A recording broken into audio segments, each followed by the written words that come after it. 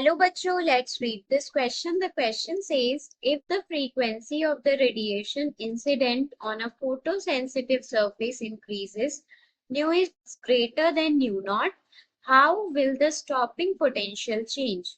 So यहाँ पर हमारे पास जो की कॉन्सेप्ट यूज होगा वो है हमारे पास effect of frequency on stopping potential.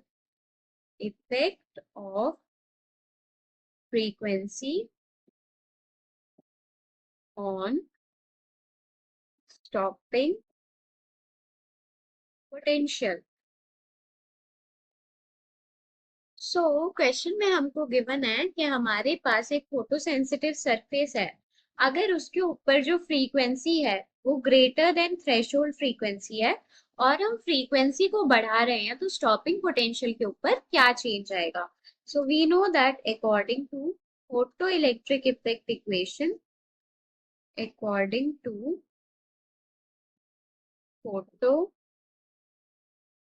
Electric effect equation given by Einstein, h nu is equals to h nu naught plus kinetic energy maximum of electrons. So यहाँ पर हमसे बोला है कि nu is greater than nu naught, मतलब photo electric effect हो रहा है. So यहाँ से हम क्या बोल सकते हैं, जो काइनेटिक एनर्जी मैक्सिमम है वो किसके इक्वल है, वो है हमारे पास h nu minus h nu naught. ये जो h nu naught है ये है हमारे पास फाई, इसको हम वर्क फंक्शन भी बोलते हैं. सो इसको हम फाई से रिप्रेजेंट कर सकते हैं, फाई से सब्सटीट्यूट कर सकते हैं. अब जो हमारे पास maximum kinetic energy of photoelectrons होता है वो होता है हमारे पास charge on electron into potential difference. इसी को हम स्टॉपिंग पोटेंशियल बोलते हैं. क्या बोलते हैं, V stopping. So kinetic energy maximum equals to EVS or EV stopping, that will be equals to h nu minus 5. So V जो stopping potential है हमारे पास उसकी वैल्यू किसके इक्वल होगी, that will be equals to h nu minus 5 upon E.